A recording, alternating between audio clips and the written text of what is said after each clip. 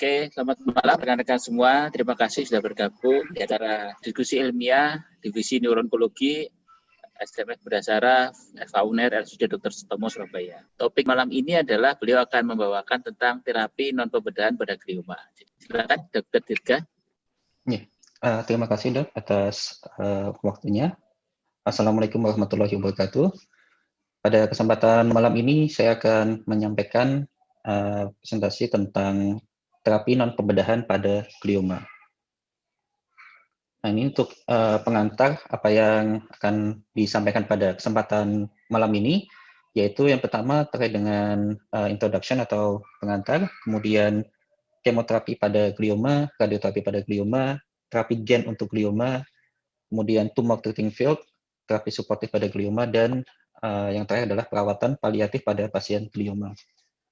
Untuk pengantar, seperti yang kita ketahui bahwasannya untuk glioma itu merupakan tumor primer otak yang paling sering terjadi setelah meningioma, di mana sebagian besar dari glioma itu dia bersifat ganas, yaitu GBM WHO grade 4, sekitar 55%.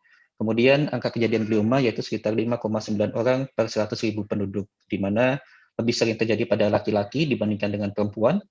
Kemudian kelangsungan hidup pasien dengan glioma itu bervariasi menurut dengan histologi atau tingkat keganasannya. Kemudian yang kita ketahui bahwasanya 5% dari pasien dengan glioblastoma itu dia hanya mampu bertahan hidup sampai dengan 5 tahun. Nah, ini adalah sedikit review tentang diagnosis, gitu ya, diagnosis pada glioma, di mana pada tahun 2016 itu sudah terdapat diagnosis kriteria diagnosis yang baru, yaitu berdasarkan WHO tahun 2016, di mana pada kriteria ini terdapat selain dari histologi, itu dia juga menempatkan pemeriksaan biomolekuler untuk melakukan diagnosis pada glioma, di mana di sini bisa kita lihat terdapat IDH status, kemudian juga terdapat status dari 1p19V correlation, sehingga nanti di sini akan menentukan terkait dengan diagnosis pada glioma. Nah, ini adalah tingkat kejadian tumor pada tumor otak, di mana seperti yang kita ketahui bahwasanya yang paling banyak terjadi itu adalah meningioma, yaitu sekitar 36% dari keseluruhan total tumor otak. Kemudian yang kedua adalah glioblastoma, glioma. Di sini dibagi menjadi glioblastoma dan juga glioma lainnya. Terus sedangkan untuk glioblastoma sendiri itu prevalensinya itu sekitar 15% dari total keseluruhan tumor primer otak. Nah, di sini untuk tingkat survival-nya, seperti yang tadi disampaikan bahwasanya tingkat survival itu tergantung dari grading atau tingkat keganasannya. Di mana yang kita lihat di sini untuk glioblastoma itu memiliki tingkat survival yang sangat rendah, di mana pada 5 tahun setelah terdiagnosis, itu tingkat survival-nya itu hanya sekitar 5%, sedangkan yang paling tinggi itu adalah pilocytic astrocytoma, yaitu WHO grade 1, di mana tingkat survival-nya masih sangat tinggi, sekitar 95%. Dan ini tingkat survival ini, seperti yang tadi disampaikan, itu dipengaruhi oleh grading dari glioma itu sendiri. Nah, seperti yang kita ketahui bahwasanya pada tumor dengan WHO grade 1, itu setelah dilakukan tindakan operasi, biasanya memiliki tingkat keberhasilan yang sangat baik dan survival yang sangat tinggi, sedangkan pada tumor dengan grading yang lebih tinggi, itu dia memiliki risiko rekurensi yang meningkat, meskipun dia mendapatkan terapi yang optimal.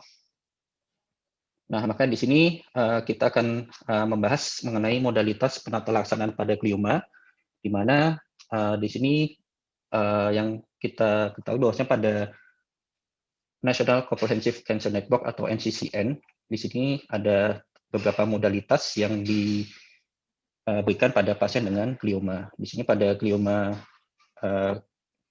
low grade glioma, yang grade 1 atau 2, di sini bisa kita lihat untuk modalitas yang diberikan itu bisa berupa radioterapi, kemudian adjuvan dari PCV kemoterapi, kemudian juga bisa diberikan juga temozolomid.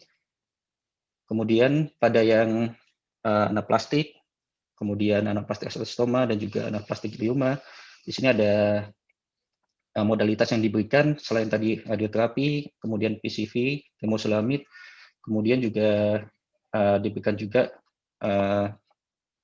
paliatif atau best supportive care pada pasien-pasien dengan Karnofsky Performance Score yang rendah atau kurang dari 60. Nah, sedangkan pada glioblastoma, di sini yang membedakan terdapat pilihan dari modalitas yang lain, yaitu di sini didapatkan adanya alternating electric field therapy atau TTF yang tidak tadi kita jumpai pada grade 2, 1, 2 maupun 3. Kemudian untuk yang lain juga hampir sama. Itu ada diberikan juga dengan radioterapi, kemudian temozolomid, terutama temozolomid untuk kemoterapinya. Kemudian juga di sini juga diberikan paliatif atau best supportive care. Nah, untuk di sini akan kita bahas terkait dengan modalitas yang pertama, yaitu kemoterapi pada glioma. Yang pertama yaitu yang sering digunakan pada tumor otak pada kasus dengan WHO grade 4 atau glioblastoma itu adalah temozolomid, di mana temozolomid ini merupakan suatu agen alkilasi DNA itu yang digunakan pada beberapa jenis tumor solid, termasuk pada tumor primer otak yang ganas.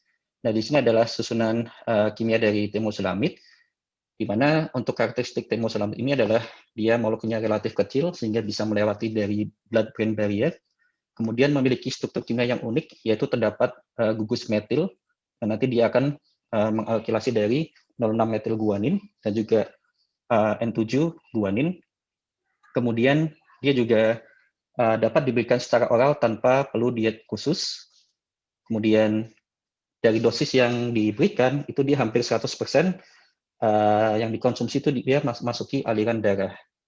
Nah, kemudian yang paling penting adalah di sini untuk tingkat kejadian efek samping itu dilaporkan sangat rendah dibandingkan dengan penggunaan kemoterapi yang lain. Di sini adalah mekanisme kerja dari temozolomid. Di sini bahwasanya temozolomid itu dia tidak bekerja secara aktif secara langsung, tetapi dia pada aliran darah dan juga jaringan pada jaringan otak itu dia akan mengalami perubahan pada kondisi pH fisiologis menjadi bahan aktif, yaitu MTIC atau methyltriazine imidazole carbosamid atau MTIC. Di sini MTIC ini dia bersifat toksik, sehingga nanti dia akan mengalkilasi atau memetilasi terutama pada gugus basa O6 dan N7 guanin. Nah, namun pada pemberian dari temozolomid itu dia terdapat suatu mekanisme resistensi yang diketahui dia dapat melawan efek dari temozolomid. Yaitu yang pertama terkait dengan suatu perbaikan yang dilakukan oleh metilguanin metiltransferase, di mana enzim ini tadi itu dia akan berikatan pada gugus metil yang tadi dia metilasi oleh temozolomid, sehingga 06 metil guanin ini tadi itu dia akan diubah lagi menjadi guanin, sehingga dia akan mengakibatkan kehilangan dari sifat toksisitasnya. Nah, di sini disebutkan bahwasannya reaksi kerja dari MGMT ini itu dia bersifat irreversible, sehingga untuk mengembalikan fungsinya itu dia memerlukan sintesis protein, di mana diperlukan waktu sekitar beberapa jam setelah efek dari MGMT yang sebelumnya. Nah, kemudian juga terdapat mekanisme perbaikan lainnya yang mempengaruhi respons seluler terhadap temozolomid. Di sini yang tadi disampaikan bahwasannya terjadi metilasi pada 06 guanin, jadi 06 metil guanin, sehingga di sini yang dilihat adalah ekspresi dari MGMT-nya tadi. Sehingga apabila di sini MGMT-nya dia tinggi, itu dia akan mengubah metil guanin menjadi guanin lagi, sehingga dia sel dari tumor tersebut dia dapat survive. Kemudian apabila MGMT-nya itu dia rendah atau negatif, itu dia akan mengalami lagi namanya perbaikan DNA yang disebut sebagai mismatch repair, di mana mismatch repair ini sangat penting pada efek atau sifat dari temozolomid, karena pada efek ini apabila dia terdapat mismatch repair yang dia mengenali dari nanometylguanin ini tadi, itu dia akan dilakukan delesi pada hampir sebagian besar susunan basa tersebut, sehingga dia akan mengakibatkan sifatnya menjadi sitotoksik atau dia mengakibatkan kematian dari sel tersebut. Kemudian apabila dia tidak terjadi mismatch repair, maka mutasi yang di sini terjadi tadi itu dia dapat ditoleransi sehingga sel tersebut dia bisa survive. Nah, kemudian pada bahasa yang lain, yaitu pada N7, guanin, dan juga N3 dinin, itu dia juga akan mengalami perbaikan DNA yang disebut sebagai base excision repair. Sehingga apabila terdapat perbaikan atau base excision repair, di sini dia bahasa yang mengalami metilasi tadi, itu dia akan diubah kembali atau dilakukan koreksi sehingga sel tumor tersebut dia bisa survive.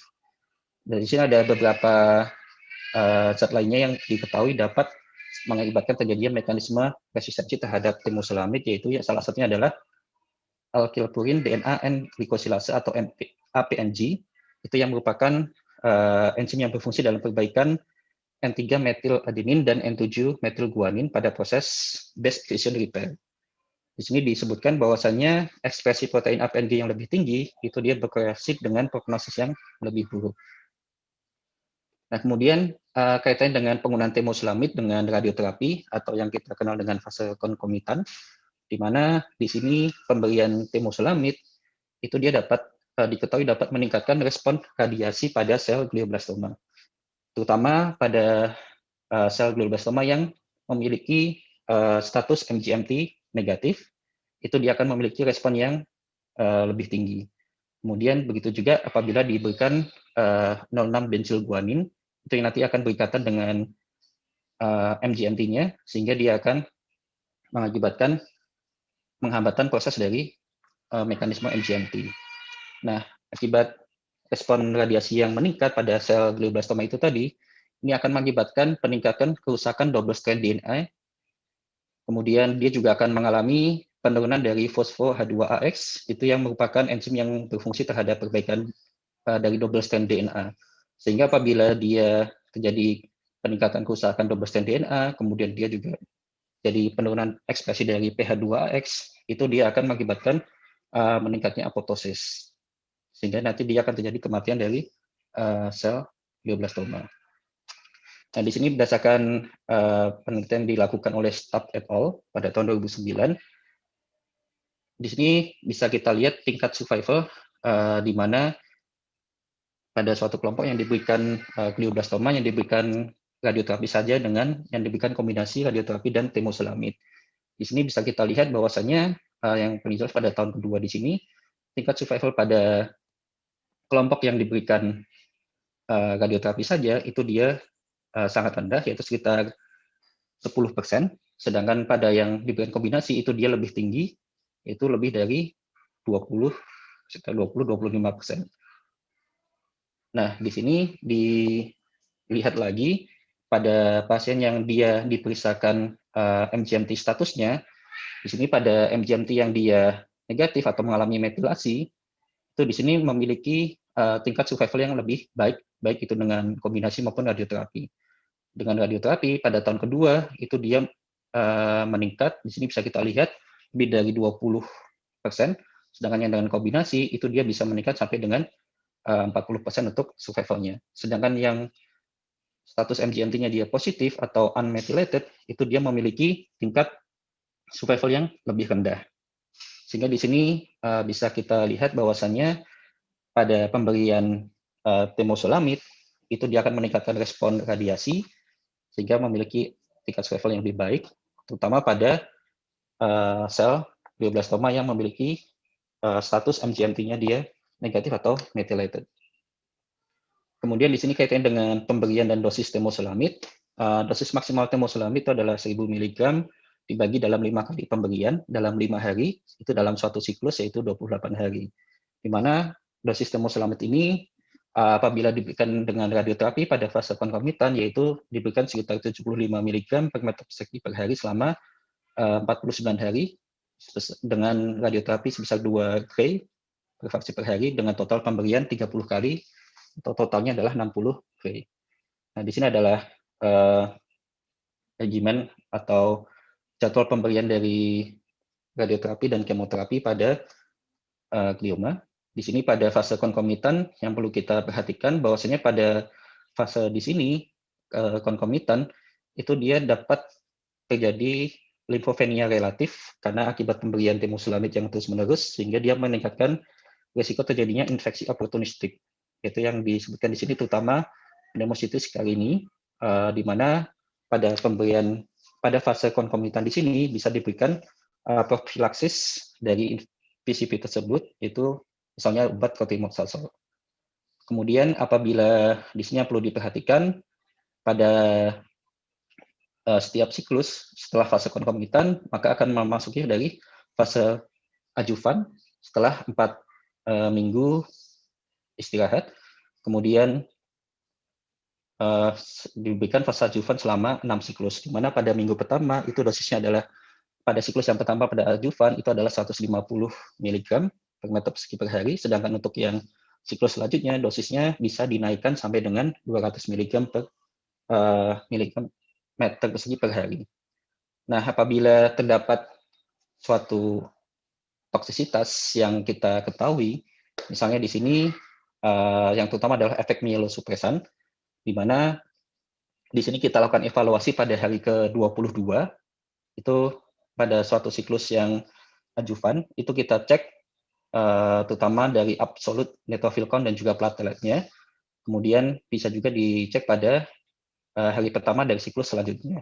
Kemudian nanti kita bandingkan, kita lihat apabila terdapat penurunan dari absolute neutrophil count dan juga plateletnya, di sini kita bisa lihat apabila kurang dari 1.000 untuk ANC-nya dan platelet kurang dari 50.000, maka bisa kita tunda pemberian temozolomidnya sampai plateletnya lebih dari 100.000 dan absolute neutrophil count-nya lebih dari 1.500. Kemudian pada siklus selanjutnya, dosisnya bisa kita kurangi sebesar 50 mg per meter persegi per hari. Nah, kemudian ini bisa kita lihat untuk modifikasi selanjutnya, apabila terdapat gangguan pada atau terjadi efek mielosupresan sehingga mengalami penurunan atau gangguan pada absolute neutrophil count dan juga plateletnya. Nah, kemudian untuk obat kemoterapi yang lain, itu misalnya procarbazine, lomustine, dan vincristine yang kita kenal dengan PCV. Di sini PCV banyak digunakan pada tahun 1990, itu terutama pada glioma WHO grade 2 dan 3, di mana untuk regimen kombinasi PCV-nya bisa kita lihat di sini. Nah, kemudian untuk procarbazine dan lomustine sendiri itu dia merupakan suatu agen alkilasi DNA, yaitu hampir sama dengan temozolomid, di mana dia menginduksi penangkapan siklus sel terutama pada fase G2 dan M yang merupakan sensitif pada pengobatan, dan dia akhirnya akan menyebabkan apoptosis. Sedangkan kalau untuk yang vincristine di sini, itu dia fungsinya adalah mengikat protein tubulin pada fase pembelahan sehingga dia menghambat proses proliferasi dari sel. Nah, untuk efek sampingnya itu hampir sama, di mana obat-obatan kemoterapi itu dia dapat mengakibatkan efek mielosupresi, kemudian dapat juga mengakibatkan defisit neurologis, terutama yang muncul pada fase lambat, misalnya gangguan kognitif dan juga demensia. Nah, untuk obat lainnya yang bisa diberikan sebagai salah satu obat terapi adjuvan atau pilihan itu adalah bevacizumab. Di sini bevacizumab atau yang kita kenal dengan Avastin itu biasanya sebelumnya digunakan untuk mengobati nekrosis otak akibat radiasi, di mana pada akibat radiasi tersebut itu terdapat peningkatan ekspresi faktor HIF-1 alfa yang akan menstimulasi astrosit reaktif, kemudian akan meningkatkan ekspresi dari VEGF sehingga dia akan mengakibatkan neovaskularisasi yang abnormal. Nah, dengan pemberian dari bevacizumab ini, itu dia akan mengikat isoform dari faktor pertumbuhan VEGF-A, sehingga dia akan memblok interaksi dengan VEGF reseptor, sehingga diharapkan dia dapat menghambat terjadinya proses neovaskularisasi yang abnormal tadi. Nah, di sini bevacizumab pada pasien dengan glioma biasanya diberikan untuk mengurangi edema otak akibat neovaskularisasi yang abnormal tersebut. Nah, di sini untuk toksisitas yang dilaporkan adalah terdapat efek mielosupresi atau meningkatkan efek mielosupresan, kemudian bisa meningkatkan gangguan pada sistem saraf, misalnya kelelahan dan mual, kemudian bisa meningkatkan juga terjadinya risiko infeksi. Nah, di sini ada sebuah penelitian yang dilakukan oleh Van den Ven pada tahun 2018 tentang pemberian bevacizumab dengan regimen sebelumnya yaitu temozolomid.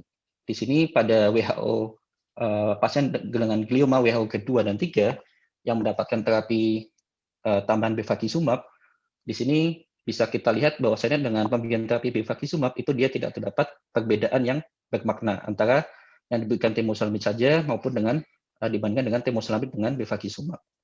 Tapi pada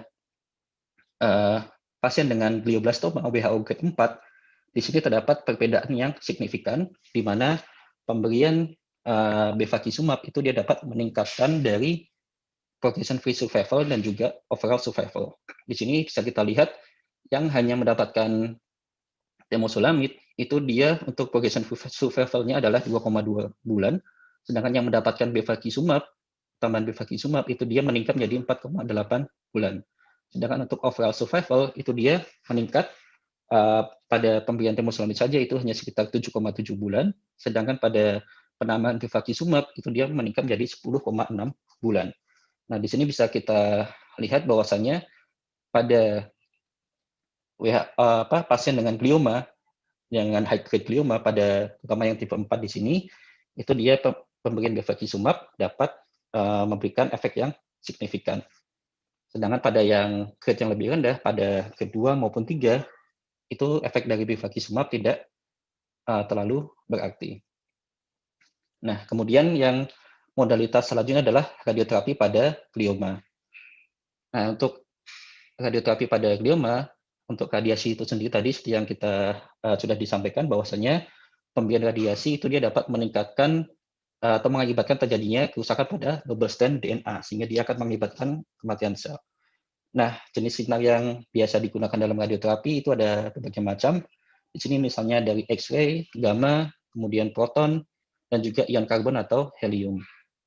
Nah, di sini untuk yang radioterapi konvensional atau yang kita sebut sebagai fractionated radioterapi itu adalah pemberian radioterapi dengan dosis sekitar 1,8 sampai 2,0 gray per hari, di mana diberikan dalam pemberian terbagi atau beberapa kali, yaitu sekitar 30 kali pemberian, di mana dalam pemberian dari radioterapi konvensional ini itu terdapat 4 prinsip yang diperhatikan, yaitu repair, di mana pemberian dari dosis radiasi tersebut dia hanya menimbulkan kerusakan subletal, sehingga dia bisa memberikan kesempatan juga pada sel-sel yang normal atau jaringan normal untuk tetap survive atau meminimalisir kerusakan pada jaringannya normal.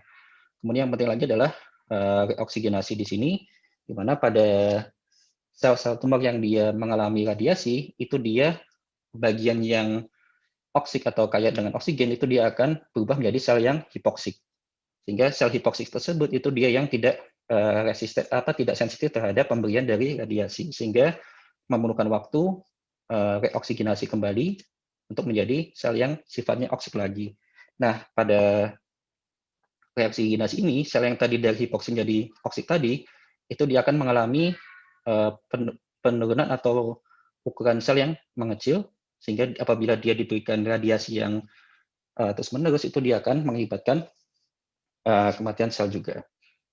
Nah, di sini adalah pengembangan dalam radioterapi, yaitu misalnya dengan CT dan MRI yang berbasis simulasi, kemudian penggunaan multi-leaf collimators atau MLCS pada EMRT, kemudian penggantian yang sebelumnya menggunakan head rigid frame menjadi non-rigid head frame. Nah, tujuannya adalah untuk meningkatkan pengendalian tumor dengan memungkinkan peningkatan dosis yang aman, kemudian mengurangi toksisitas radiasi dengan meminimalkan volume otak yang terpapar dosis radiasi. Nah, kemudian di sini ada beberapa cara pemberian dari radioterapi. Itu yang pertama yang kita kenal dengan hiperfraksionasi dan fraksionasi dipercepat, yaitu pemberian beberapa fraksi per hari dari yang awalnya cuma 1 kali, di sini bisa diberikan jadi 2 sampai 3 kali. Kemudian ada istilah hipofraksi konvensional, yaitu di sini menggunakan dosis yang lebih besar per fraksinya. Jadi yang sebelumnya cuma 2 gray, di sini bisa ditingkatkan menjadi 3 sampai 5 gray. Kemudian juga didapatkan istilah stereotaktik radiosurgery, yaitu di sini di mana dilakukan pemberian radiasi dengan dosis yang tinggi atau yang tunggal, diberikan secara tunggal yang dikirim ke target yang diinginkan. Di sini misalnya ada dosis yang diberikan adalah 15 sampai 24 gray. Itu biasanya pada tumor dengan ukuran kurang dari 4 cm. Nah, pada stereotactic radiosurgery di sini, pada pemberian dosis radiasi yang tinggi, itu dia terjadi aktivasi dari jalur ASM yang akan menghidrolisis dari sphingomyelin jadi ceramide yang akan bertindak sebagai pembawa pesan apoptosis. Sehingga di sini dia akan mengakibatkan kerusakan pada mikrovaskular tumor yang bisa terjadi dalam proses 6 jam setelah pemberian stereotactic radiosurgery.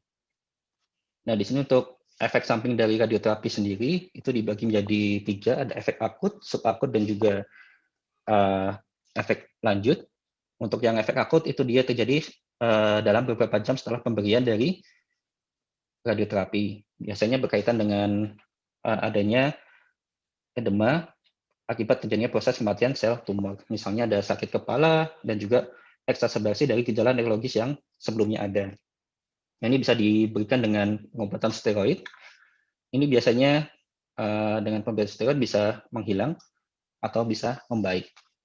Kemudian efek subakut yaitu yang muncul 3-4 minggu setelah radioterapi, kemudian bisa sembuh kembali dalam beberapa minggu. Di sini ada misalnya ada rasa kantuk atau sindrom somnolesia, kemudian yang bisa mengakibatkan gangguan kepribadian juga.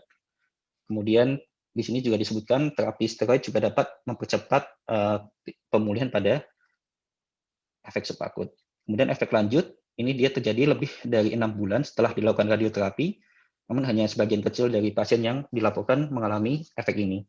Yaitu yang paling penting adalah terjadinya leukoencephalopati, kemudian juga bisa terjadi defisit neurokognitif dan juga nekrosis otak.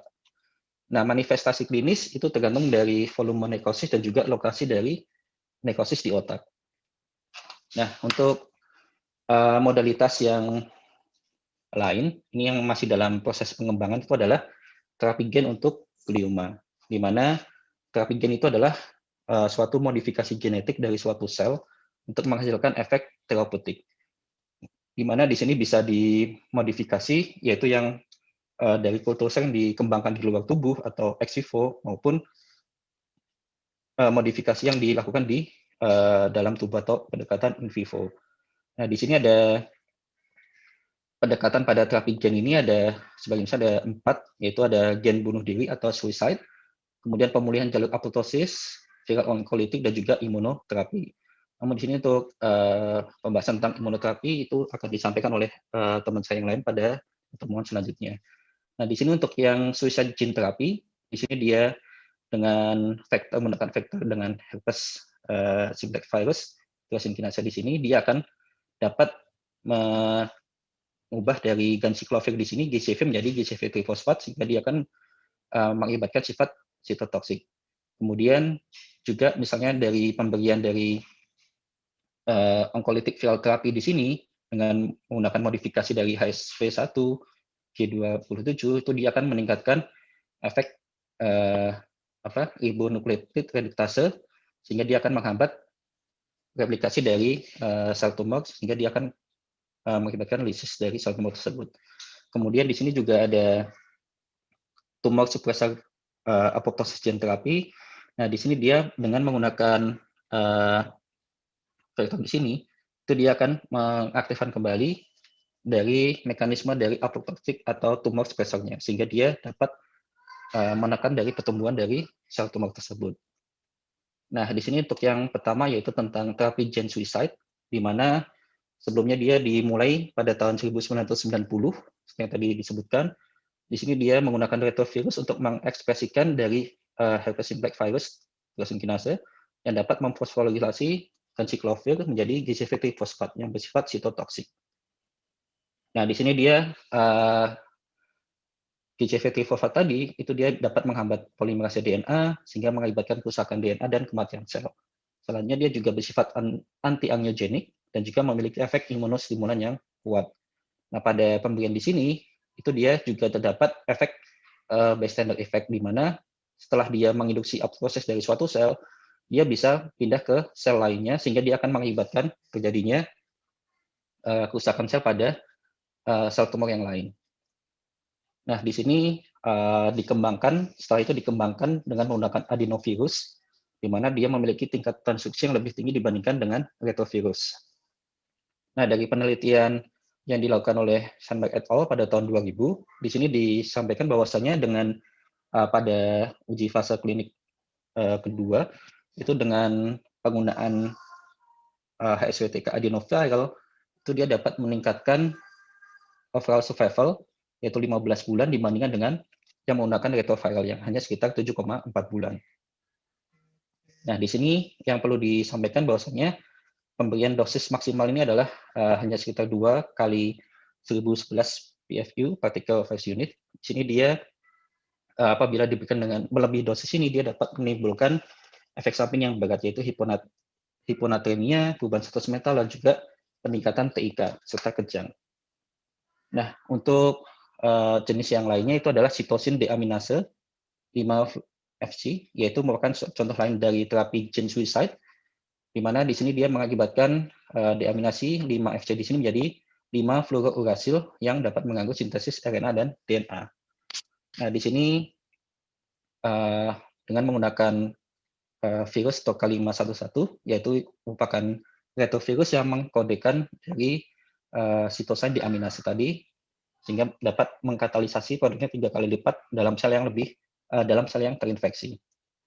Kemudian pendekatan yang lain yaitu dengan terapi tumor suppressor dan apoptosis gene, di mana di sini yang kita ketahui bahwasannya untuk tumor suppressor gene yang kita ketahui yaitu ada TP53, RB1, NF1, dan PTN, yaitu yang gen penekan tumor yang terlibat dalam glioblastoma, di mana di sini dari mutasi gen dari TP53 itu sekitar 30 sampai 40% memperhatikan waktunya.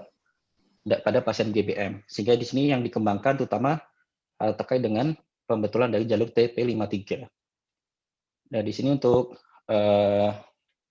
pada uji klinis fase 1 itu terdapat peningkatan overall survival dan skor Karnofsky-nya dalam 6 bulan pada kelompok pengobatan dibandingkan dengan kelompok yang hanya menjalani operasi. Oke, di sini untuk terapi viral onkolitik itu adalah dengan virus-virus yang memiliki replikasi, namun tidak kompeten, itu dia dimodifikasi sehingga dapat melakukan replikasi secara selektif dalam sel tumor dan melisiskan sel tumor. Ini adalah contoh-contohnya dari modifikasi yang dilakukan. Kemudian modalitas selanjutnya pada pasien dengan glioma yaitu dengan tumor treating field atau TTF, di mana prinsip kerja dari efek medan listrik ini berdasarkan pada dipole alignment dan di elektroforesis, yaitu terutama pada fase anafase. Nah, di sini adalah siklus sel yang normal, di mana pada yang utama di sini adalah pada proses anafase, di mana pada proses di sini dia akan terjadi pemisahan dari kromosom kembar atau sister kromosom menjadi 2 bagian. Dan di sini adalah proses utama dari tumor treating field ini tadi. Karena dengan pemberian medan listrik itu dapat mengakibatkan gangguan dari mitotic spindle pada fase anafase tadi, sehingga akan menyebabkan gangguan dari pembelahan sel. Sehingga dia akan mengakibatkan mitotic arrest, kemudian dia akan menginduksi spindle assembly checkpoint, sehingga dia mengakibatkan terjadinya apoptosis.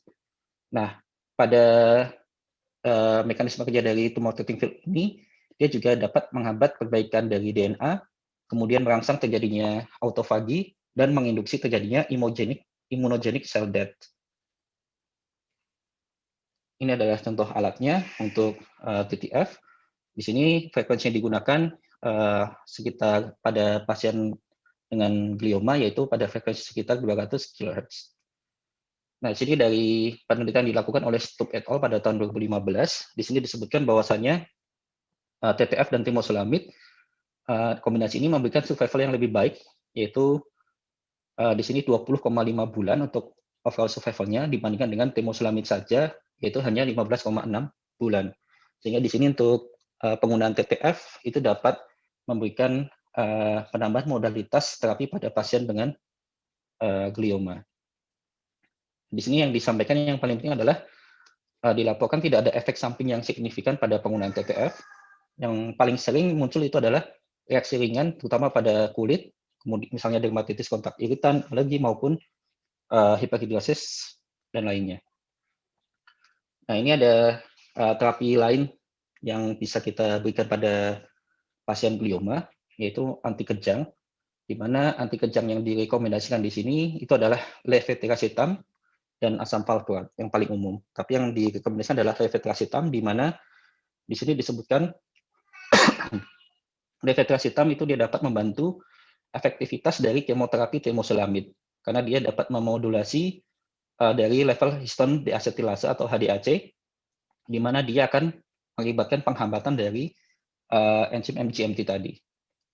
Nah, di sini disebutkan dari penelitian yang dilakukan oleh Roh et al. Tahun 2020, di sini dia dapat levetiracetam itu dia dapat meningkatkan overall survival dan progression free survival pada pasien glioblastoma yang mendapatkan terapi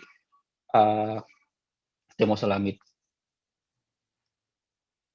Kemudian yang perlu diperhatikan dengan pemberian obat anti kejang, di sini ada beberapa obat anti kejang yang dia diketahui dapat mengganggu dari fungsi enzim hati, yaitu CYP450, di mana contohnya adalah phenytoin, carbamazepin, dan acarbazepin. Di sini dia obat-obatan ini tadi itu dia dapat mempercepat dari metabolisme dan menurunkan efektivitas dari steroid.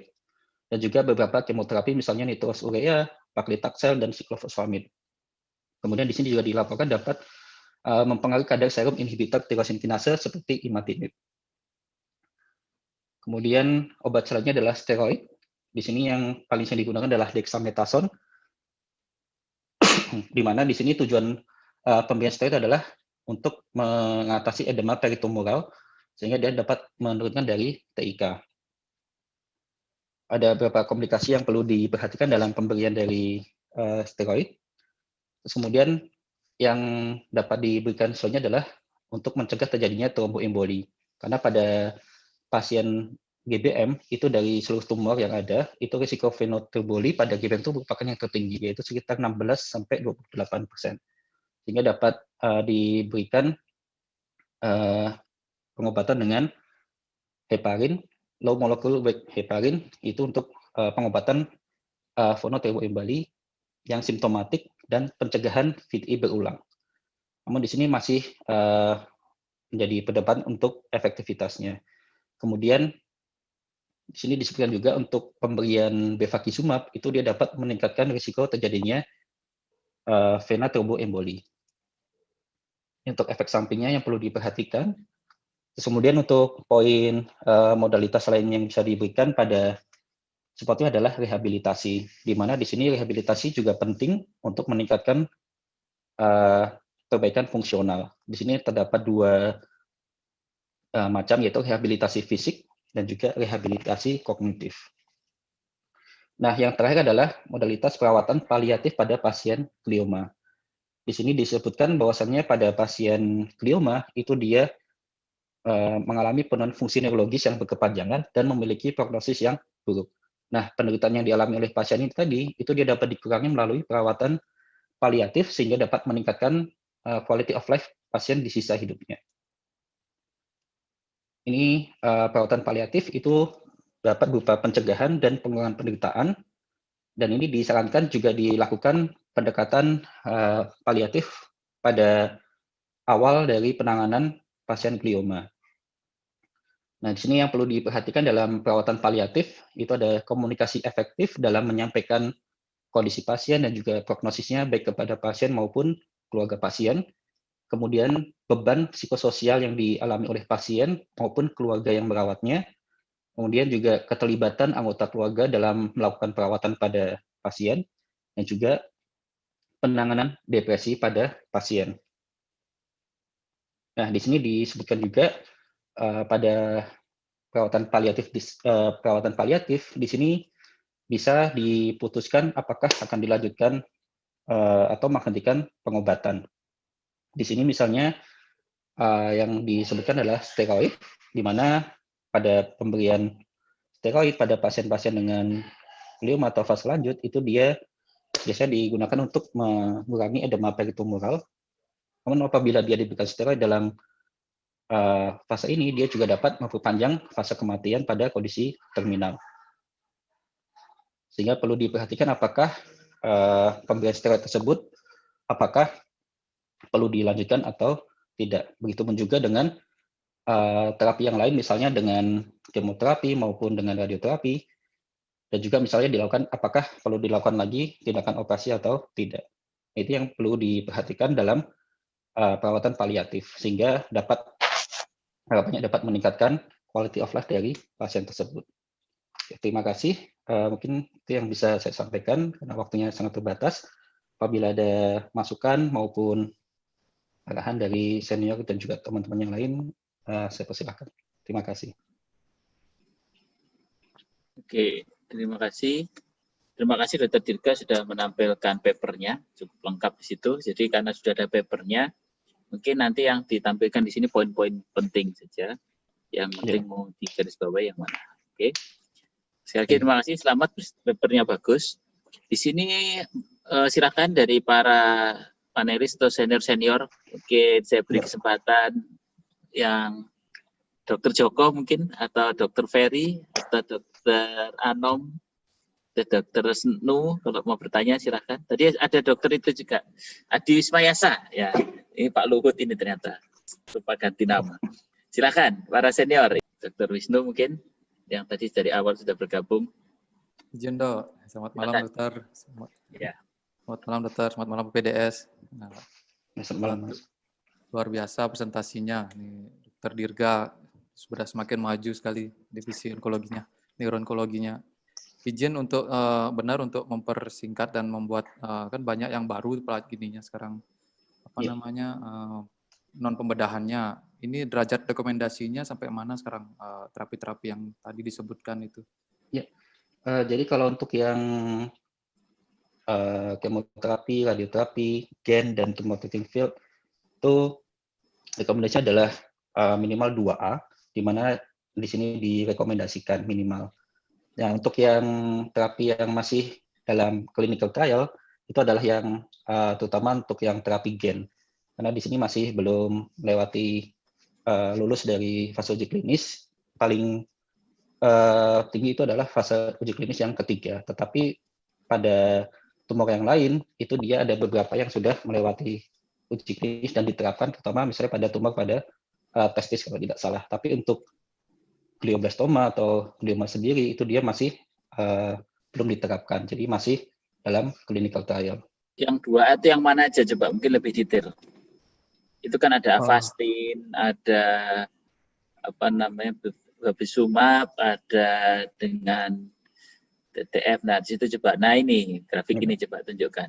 Yang ditampilkan di sini minimal berapa kalau yang di NCCN ini yang ditampilkan? Kalau di NCCN itu disebutkan minimal 2A, Dok. Jadi 2A itu dia direkomendasikan atau dia tingkat kekuatannya itu dia sedang. Jadi minimal dia dengan tingkat rekomendasinya 2A. Oke. Kita lihat di sini Bevacizumab itu masuk yang mana ya? Kalau Bevacizumab itu dia masuk yang ke ini Dok apa? Stengnya itu dia masuk yang ke adjuvan atau tambahan. Jadi belum masuk ke yang ini tadi, karena untuk yang Bevacizumab itu dia masuknya ke 2B kalau tidak salah. Dok. Jadi dia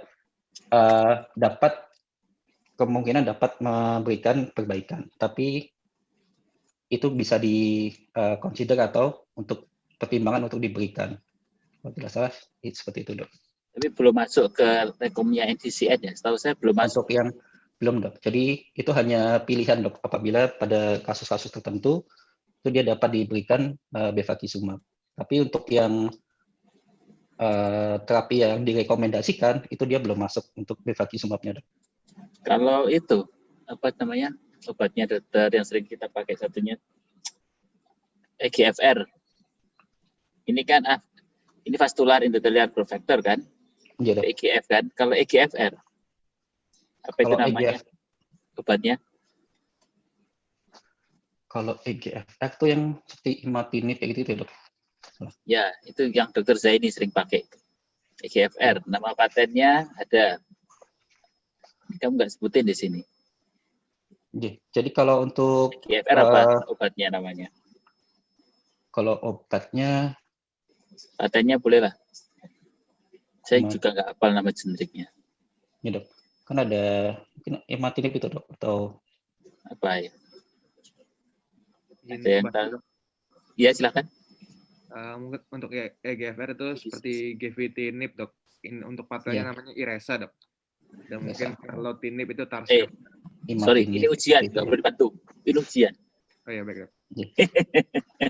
Jadi kayak imatinib tadi dok, nggak salah. Dokter saya ini wajar, Golongan. dokter saya ini. Silakan dokter saya ini menanyakan itu obat anunya dokter saya ini itu. Pancingnya dokter ini mengena sekali ini level of treatment. Jadi pada saat kita merekomendasikan satu terapi itu levelnya di mana? Ya, karena kita harus pintar-pintar memilah antara omongan promosi dan evidence-nya. Ya, terima kasih Dr. Wisnu, pertanyaannya mengena sekali. Apa itu GFR? Aku juga lupa nama patennya itu. Apa jenis? Apa itu namanya? Aku jadi lupa. Injeksi. Vitalanit atau sediranit. Yang patennya itu dok, saya lupa namanya. Saya habis ngaji kemarin. Yang 200 mili itu. Maksudnya? Apa? Avastin. Bukan Avastin. Yang satunya, yang 200 mili 3 minggu sekali. Terasim. Terasim nggak? Terasim itu levelnya di mana terasim? Jadi kalau untuk yang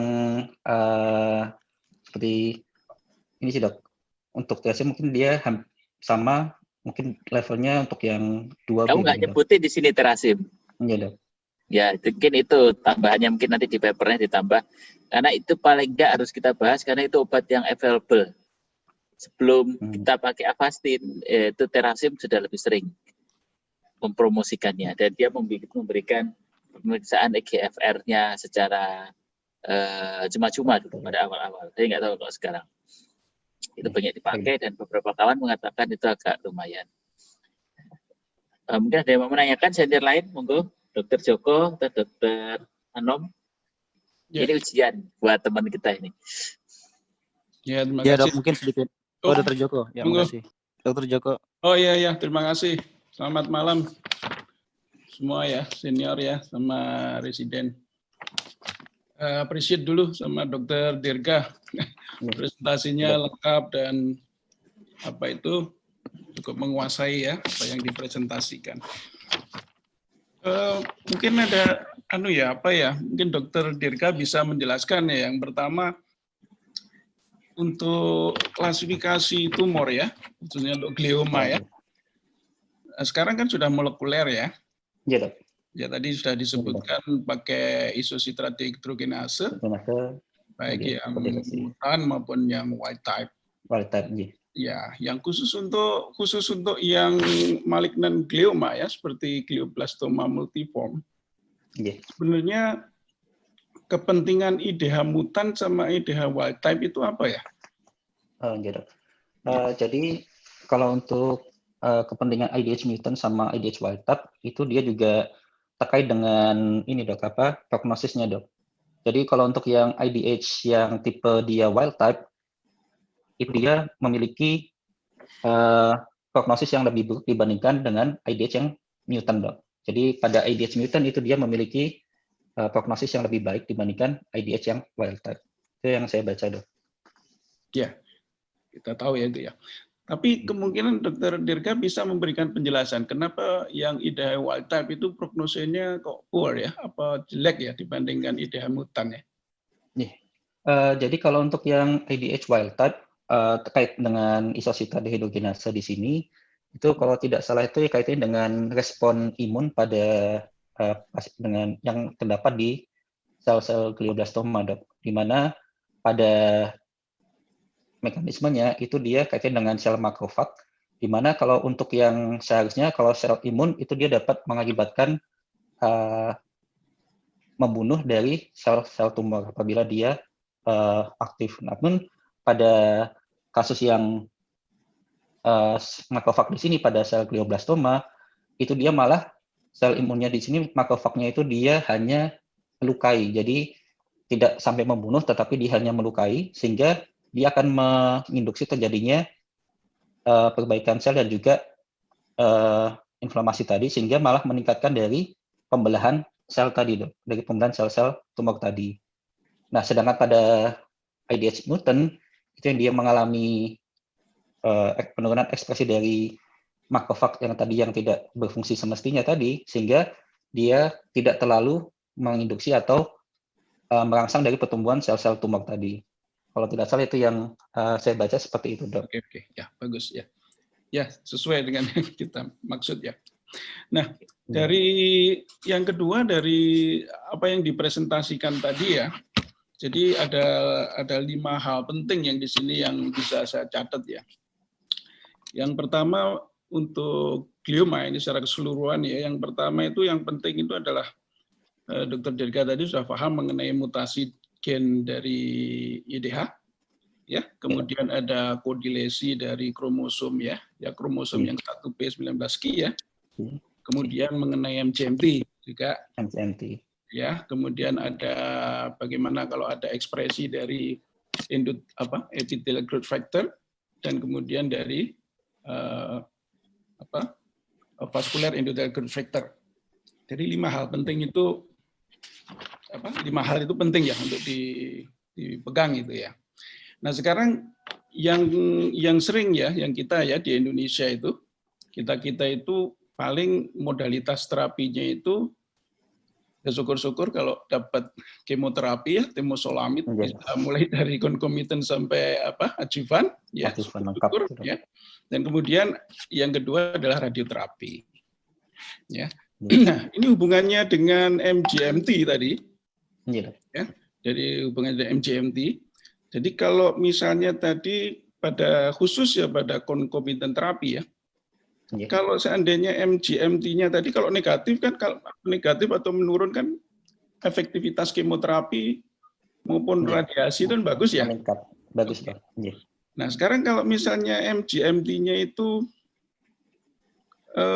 positif ya, misalnya MGMT positif ya, menurut Dr. Dirga itu pada concomitant terapi perlu diberikan radiasi atau enggak ya?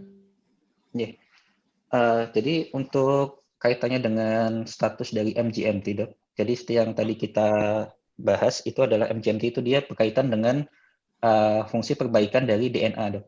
Di mana apabila dia terjadi kerusakan, terutama tadi pada gugus 06 metil tadi sehingga dia menjadi metil guanin tadi.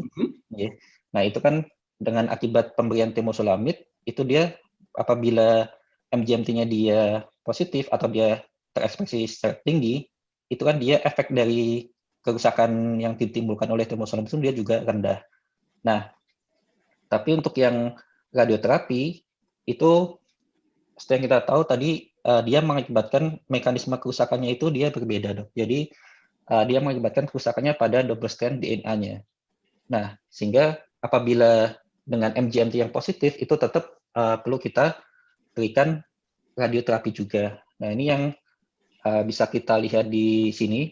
Jadi kalau misalnya yang hanya dengan radioterapi saja, itu memang di sini dia rendah, tetapi dia dengan MGMT itu dia juga masih ada sedikit perbaik atau sedikit efeknya, Dok. Tapi kalau untuk yang apakah tetap perlu diberikan? Saya tetap masih perlu diberikan, Dok, terkait dengan statusnya tadi, apakah dia MGMT-nya itu dia negatif atau dia tidak, karena sebagai salah satu modalitas sehingga diharapkan dia tetap memiliki respon maupun efek untuk terhadap sel tumornya tersebut, Dok. Mungkin itu. Ya, bagus ya. Jadi walaupun MGMT-nya positif, tetapi radiasi itu tetap ya, jadi tetap harus diberikan. Ya, memang kalau MGMT positif itu mengurangi efektivitas terhadap pemberian kemoterapi ya, seperti tadi Mas Dirga sampaikan ya, karena sebenarnya kerja temozolomid ini kan membuat ikatan dari O6 metilasi dari metil guanin tadi. Ya, dirusak ya. Tapi kalau MGMT-nya tinggi, maka dia bisa memberikan ya, bukan ini, tapi dia bisa mentransfer menetralkan dari bisa mentransfer metilnya sehingga dia menjadi lebih resisten. Jadi Terima kasih Dr. Dirga, bagus sekali jawabannya. Saya kira cukup Dr. Radian. Terima kasih. Dr. Terima Anop, kasih, silakan. Ya dok, terima kasih. Dokter Dirga, selamat malam. Selamat malam, Dok. Ya mungkin sedikit aja ini teknis di lapangan ya. Jadi selama ini kalau pasien GBM itu kan memang seperti yang sudah dibahas tadi itu terapi yang paling ideal itu adalah konkomitan dilanjutkan dengan adjuvan ya. Ya. Nah kendala di lapangan ini seringkali kita tidak bisa, terutama yang di daerah itu untuk memberikan terapi konkomitan karena seringkali terkendala radioterapinya. Antri Untuk atau ngantri lah, rusak, untuk rujuk segala macam ya. Ya. Nah sejauh ini bagaimana rekomendasi pemberian neoadjuvan temozolomid? Atau adakah patokan sekiranya kalau menunggu radioterapi terlalu lama, kapan kita sebaiknya memulai neoadjuvan temozolomid, kemudian diberikan berapa kali, sampai pada akhirnya nanti ya masuk ke terapi rekomendasi yang standarnya itu. Mungkin itu aja. Terima kasih. Ya. Terima kasih atas pertanyaannya. Jadi memang kendala memang di Indonesia atau apalagi di daerah-daerah yang tidak memiliki radioterapi misalnya, itu memang menjadi kendala sendiri. Apalagi misalnya dalam lapangan memang antrinya lama atau mesinnya rusak. Itu seringkali kita hadapi di lapangan. Nah, apabila terdapat kondisi semacam itu, jadi tetap untuk pemberian dari temozolomidnya untuk regimennya itu untuk temozolomid tetap langsung diberikan. Jadi memang tidak perlu istilahnya menunggu sampai bisa dilakukan radioterapi. Karena kalau misalnya menunggu, itu pun nanti juga akan meningkatkan untuk rekurensinya. Sehingga tetap diberikan untuk yang adjuvan dari temozolomid terlebih dahulu dengan dosis yang awal 150 itu, terus kemudian sampai nanti dievaluasi sesuai dengan sesuai dengan rekomendasinya, di mana pada pasien-pasien dengan glioblastoma itu dilakukan observasi minimal misalnya sekitar 3 bulan setelah dilakukan tindakan pembedahan.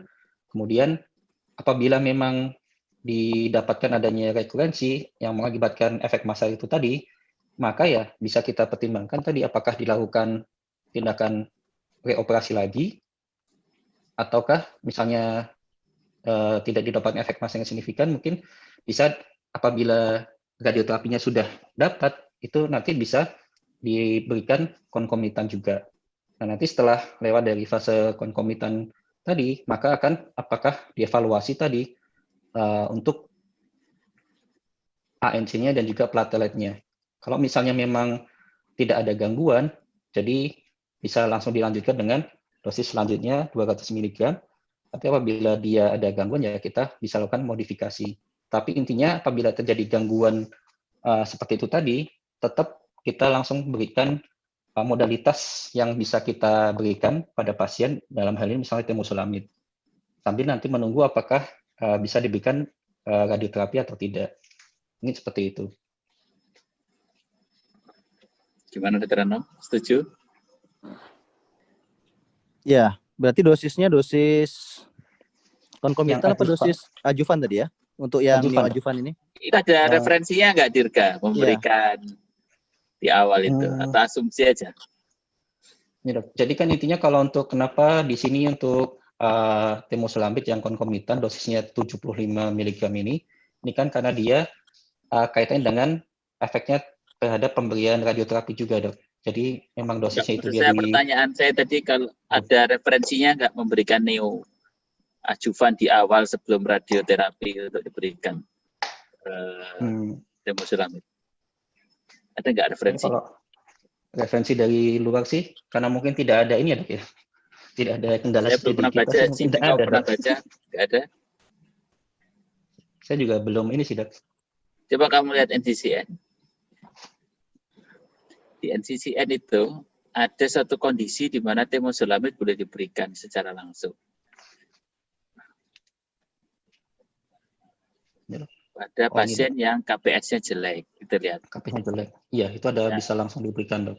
Bisa langsung diberikan. Pemberiannya gimana kok di situ?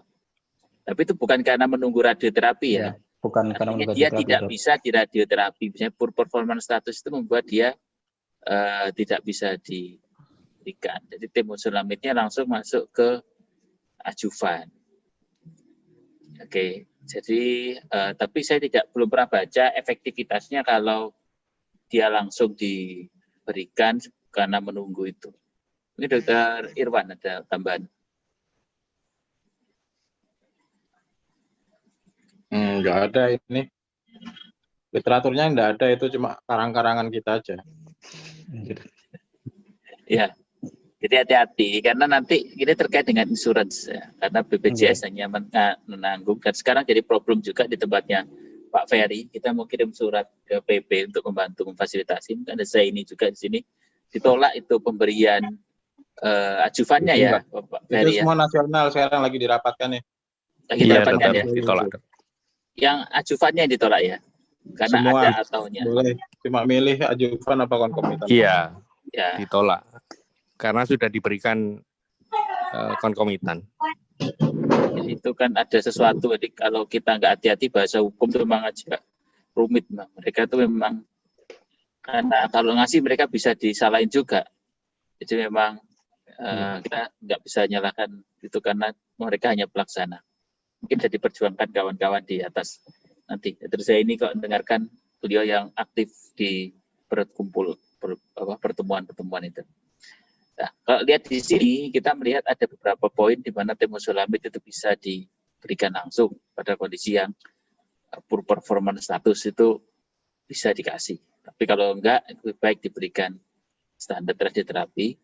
Di sini kita lihat bahwa ini versi 2020, mereka belum memasukkan tentang EDH1, EDH1 dalam logaritma pemilihan terapi.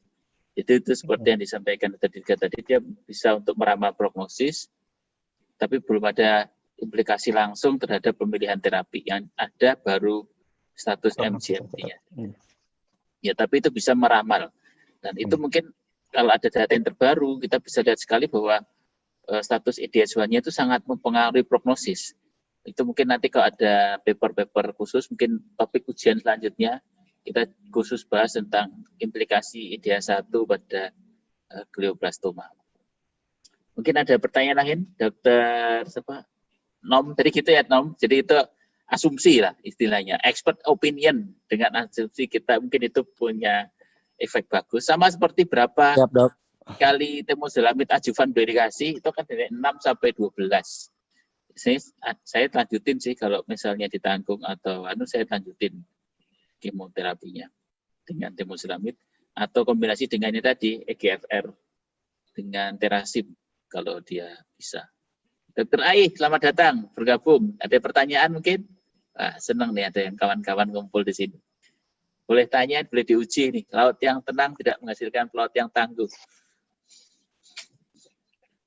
Selamat malam, Dokter Aiha. Mungkin mau bertanya. Waktunya sudah lewat sedikit, tapi nggak apa-apa nih. Ujian kita tambah sedikit. Boleh tanya, Dok? Iya, silakan. Baik, Dok. Dr. Dirga, jadi saya menarik ada levetiracetam untuk anti kejang pada pasien GBM ya. Iya.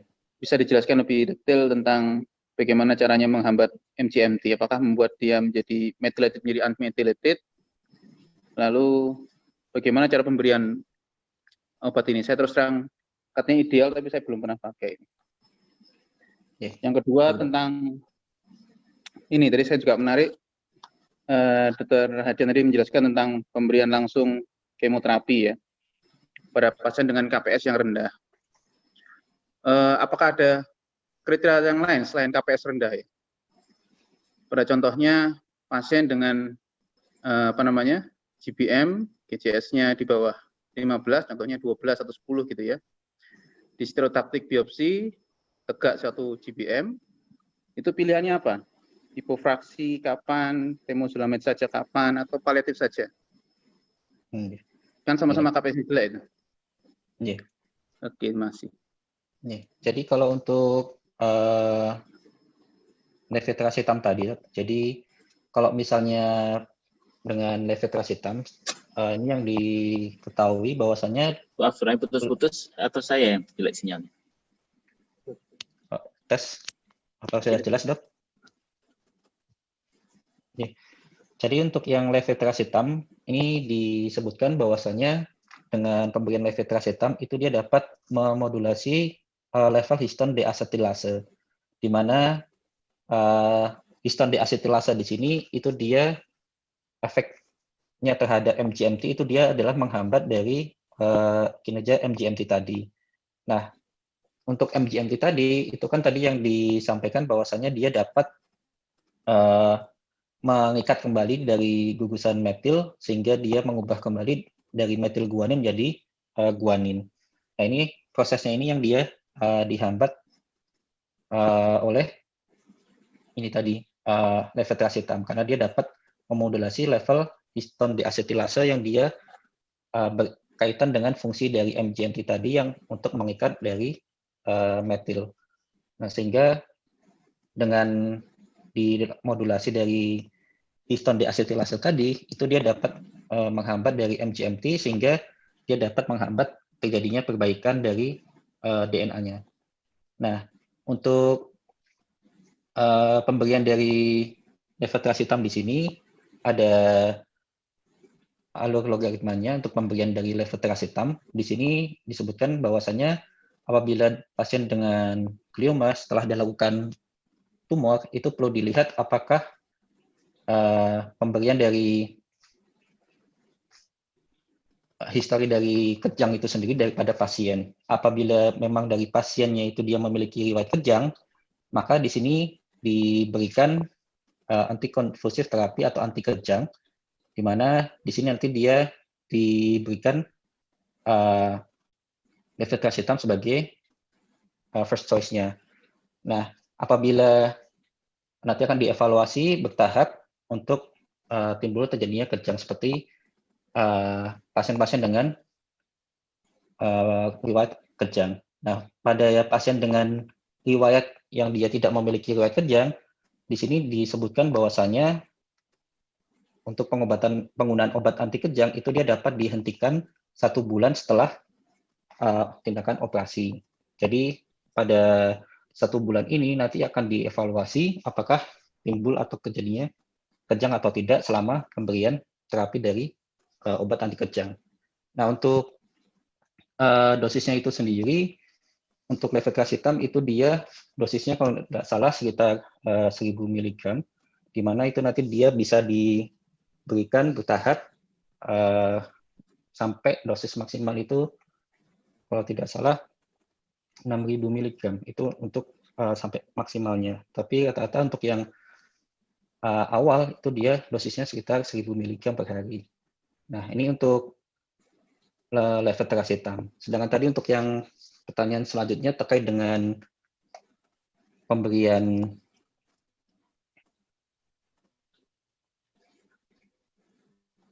terapi, apakah bisa diberikan misalnya temozolomid saja atau mungkin modalitas terapi selain dari ini apa namanya KPS. Jadi selain dari KPS di sini dalam NCCN kan untuk pemberian yang diperhatikan lagi itu adalah usia. Jadi yang pertama yang perlu diperhatikan itu adalah usia, apakah dia lebih dari 70 tahun ataukah dia kurang dari 70 tahun. Nah, itu nanti akan dilihat apakah dari KPS-nya. Jadi mungkin dari KPS mungkin dari apabila terdapat penurunan GCS itu pun juga pasti nanti akan mempengaruhi dari KPS-nya juga.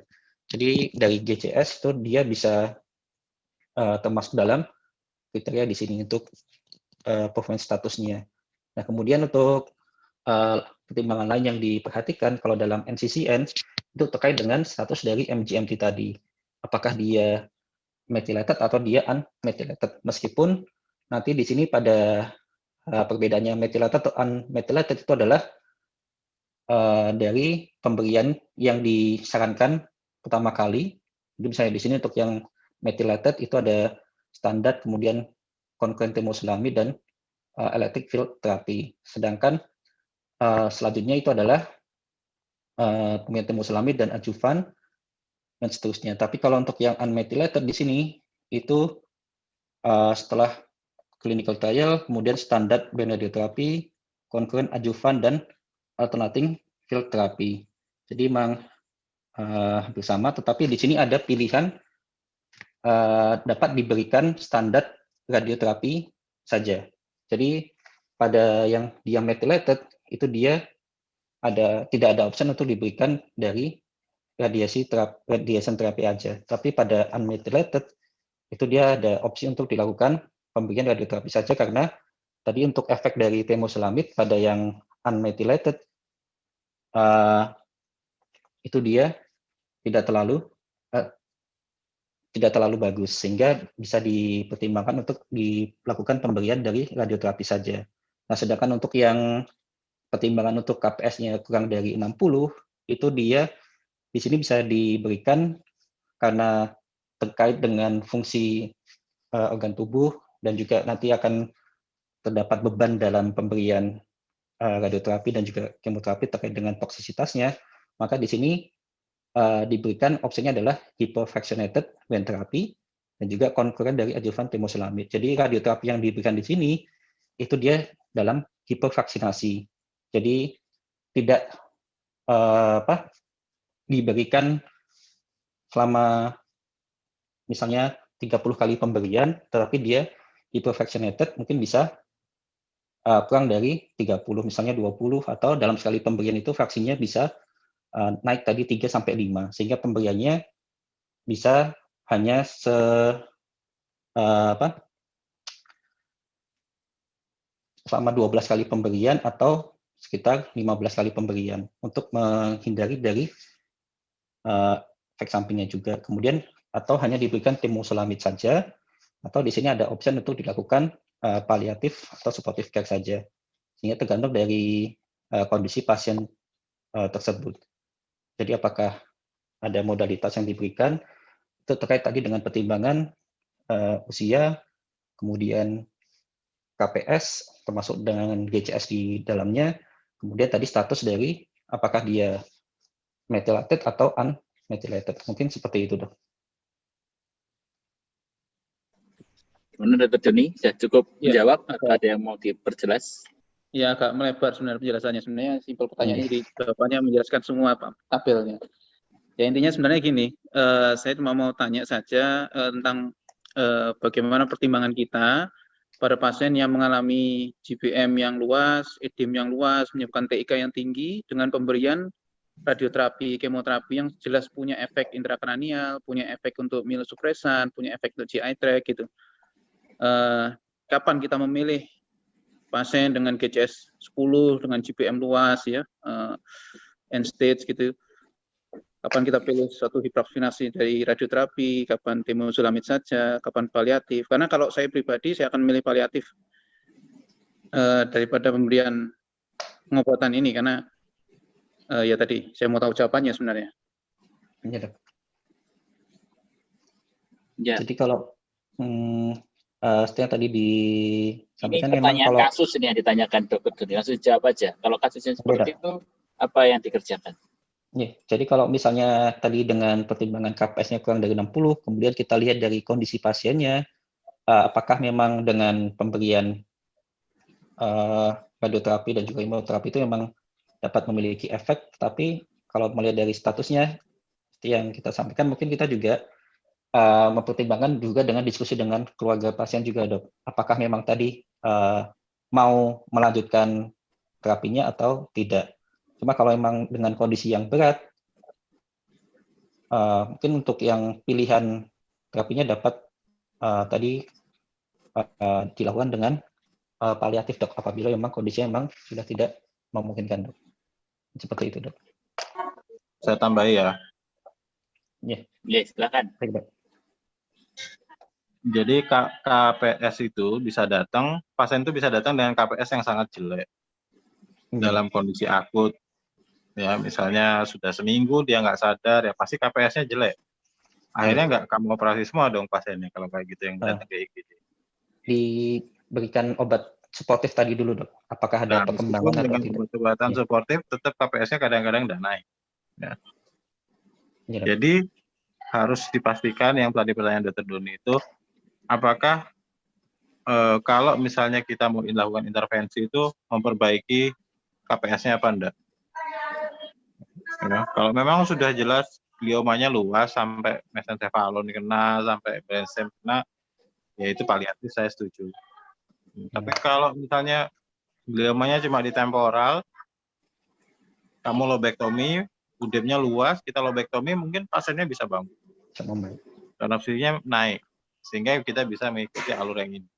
Jadi itu sesuai dengan case per case, itu pertimbangannya juga pertimbangan dari surgeonnya sendiri. Kira-kira memprediksi pasien itu kalau kita lakukan intervensi, itu akan ada perbaikan apa enggak? Misalnya perbaikan klinisnya, Karnowski scale-nya, seperti itu. Kalau memang kira-kira di operasi pun jelek, apalagi di radiasi, kalau misalnya dia di radiasi itu tambah bengkak nanti otak. Seperti itu. Terima kasih. Oke, terima kasih Dr. Irwan. Jadi itu penekanannya ya. Jadi sebagai dokter bedah kita harus tahu kira-kira manfaat operasi kita bagaimana. Ekstensi tumornya seberapa, kalau dioperasi kira-kira masih bisa ada bangun nggak? Itu mungkin Doni ingat banget tuh ya. Bagaimana kita ketemu Charles Theo dengan klima yang luar biasa. Dia berusaha membuktikan pada istri pasien bahwa dia bisa memberikan outcome yang bagus untuk pasien ini. Ya, Don. Ya, Dok. Ya, oke. Mungkin dari Dr. Joni menutup, Dok, sudah sampai 1 jam setengah. Silakan Dr. Joni. Iya, bagus ini Dirga ya. Iya, Dok. Terima kasih, Dok. Cuma saya mau tekankan terapi glioma, terutama glioblastoma multiforme itu banyak aspek yang harus diperhatikan, tidak hanya aspek medis, macam-macam aspek. Karena memang sampai sekarang prognosanya tidak bagus. Coba kalau kita lihat tadi semua modulasi operasi itu ya 10 bulan, ya 1,5 bulan. Nah, menurut Dirga apa kira-kira faktor yang mempengaruhi? Sudah banyak sekali modulasi operasi yang choice.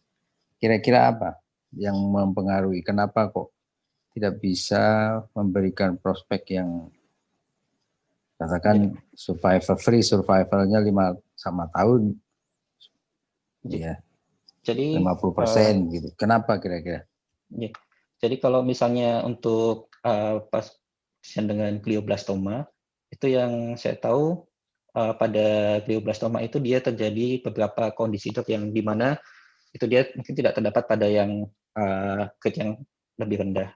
Dimana kalau pada glioblastoma itu misalnya dia terjadi penekanan dari sistem kekebalan tubuh. Dia juga terdapat kondisi di mana dia supresi dari sistem imun.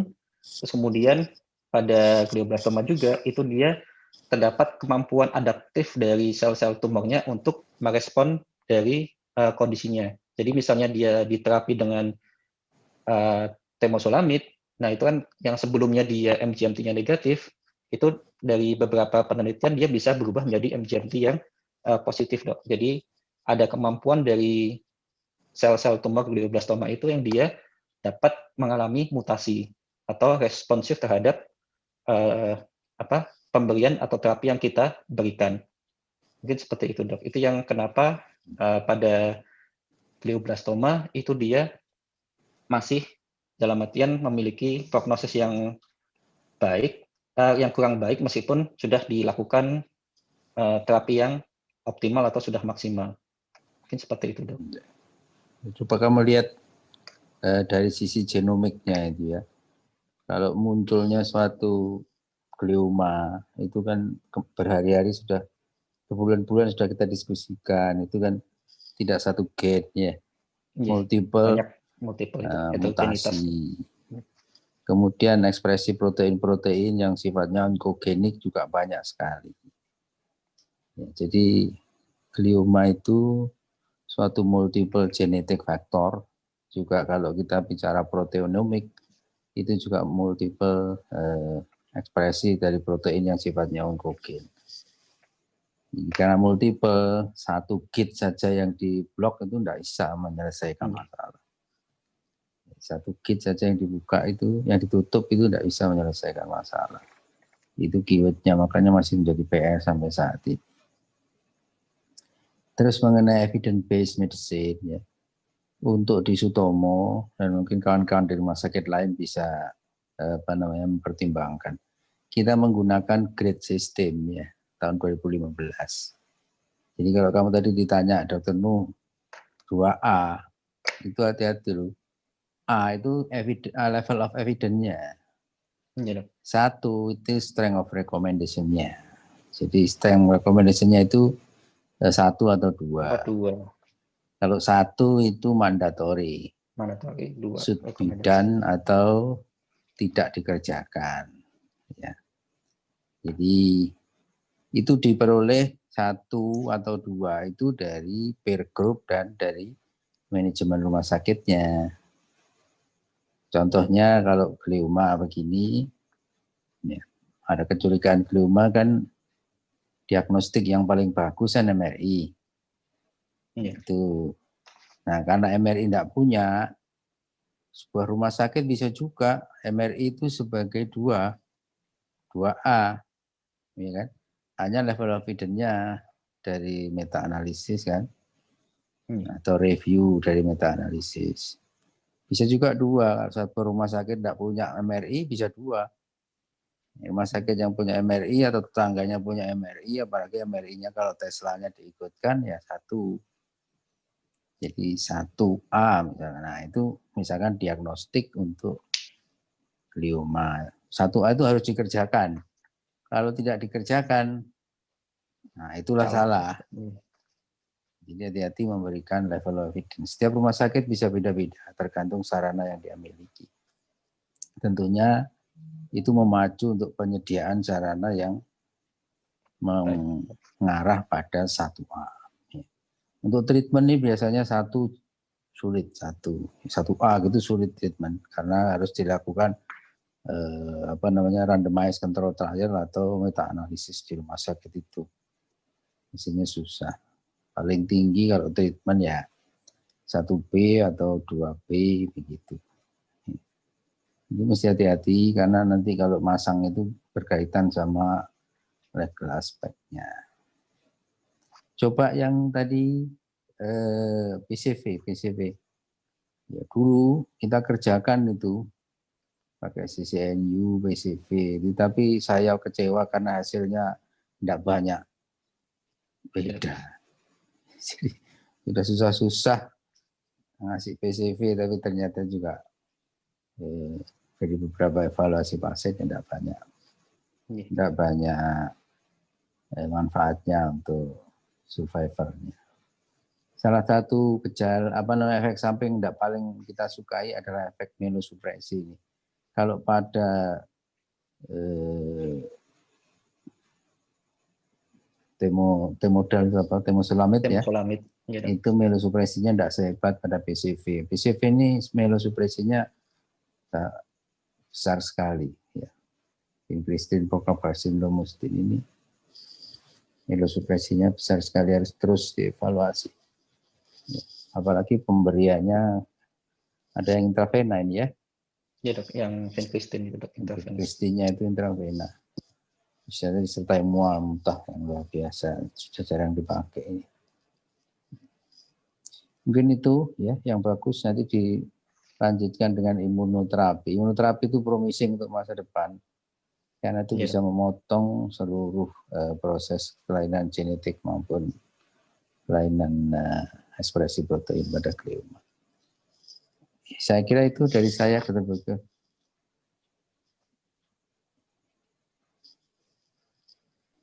Terima kasih dok, karena waktu juga ini karena sudah 1,5 jam hampir.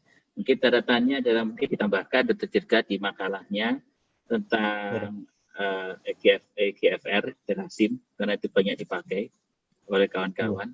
Terus kemudian sedikit disinggung tentang sejarah kan bikin level of evidence tadi. Mungkin sedikit dari keterangan itu kan ada yang di edisi tidak ada level of evidence-nya. Coba lihat grafiknya.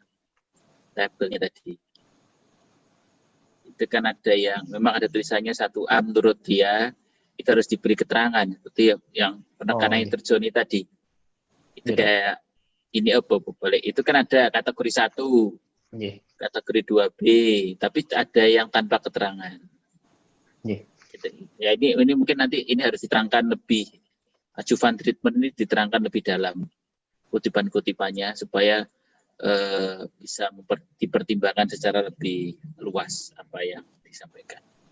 Mungkin gitu karena waktunya. Terima kasih dari teman-teman senior-senior yang sudah bersedia memberikan masukan pada malam ini, Dr. Adiwis, Dr. Aiha, terus kemudian ada yang sudah bertanya tadi, Dr. Anom, Dr. Wisnu, Dr. Anom, Dr. Joko,